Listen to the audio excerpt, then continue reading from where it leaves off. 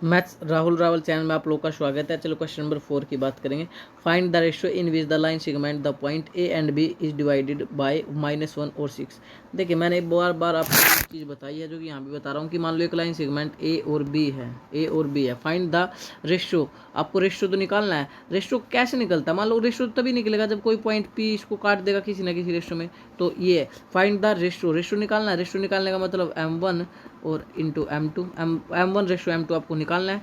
Which the line sigma A and B is divided by -1 और 6।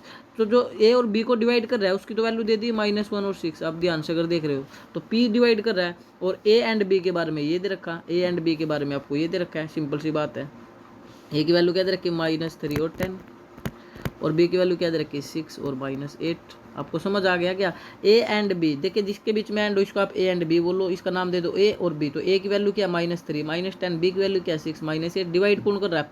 P की value है -1 और 6। अब सारी चीज़ें आपके सामने और रेशियो आपको निकालना है। जब भी रेशियो का जिक्र होगा तो हमेशा सेक्शन फार्मूला लगेगा, तो आपको सेक्शन फार्मूला लगाना है। अब इसके नेक्स्ट पेज पर ये सारी डिटेल लिख देता हूँ और इसको चले ए बी और पी के बारे में लिख दिया। बच्चा जानता है सर जो ए हमारा होता है, ए को हम बोलते हैं, ए के जो कोऑर्डिनेट होते हैं ये होता है x1 y1, बी के कोऑर्डिनेट क्या होते हैं? x2 और y2, और पी के कोऑर्डिनेट हमेशा फिक्स है, क्या कहलाते हैं? x और y। अब सेक्शन फार्मूला लगा दो। सेक्शन फार्मूला क्या होता है x निकालने का?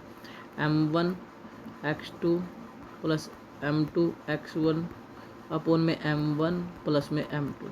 तो रखो भाई m1 के नीचे m1 की वैल्यू रखो। m1 कितना है सर? m1 तो निकालना। x की वैल्यू क्या है? देखिए x भी तो है हमारे साथ। x की वैल्यू क्या है? x की वैल्यू -3, बिल्कुल गलत। x की वैल्यू -3 नहीं है। x की वैल्यू 6, बिल्कुल गलत, ये भी नहीं है। x की पूछ रहा है खाली x की वैल्यू है -1। x की वैल्यू क्या है? x की वैल्यू है सर -1 तो x की जगह रखेंगे -1। m1 की वैल्यू कितनी है सर? m1 तो रेशियो था जो कि हमें निकालना है। m1 x2 की वैल्यू कितनी है? मेरा 6, x2 की वैल्यू कितनी है?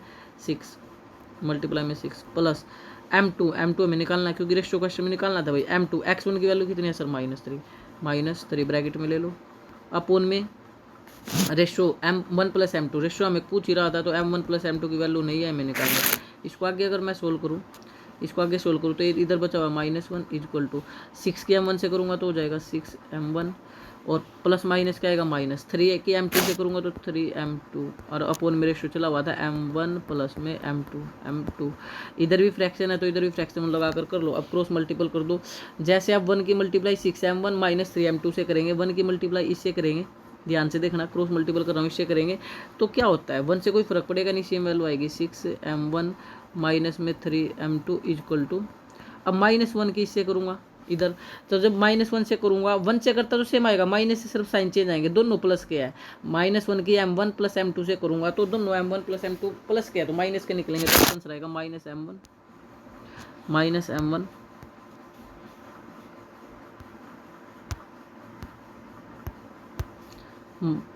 इक्वल टू -m1 और माइनस का m2 अब ये 6m1 और ये माइनस का इधर प्लस का हो जाएगा m1 इक्वल टू -m2 और ये माइनस को जाकर प्लस का हो जाएगा 3m2। तो 6m1 में m1 जोड़ोगे तो 7m1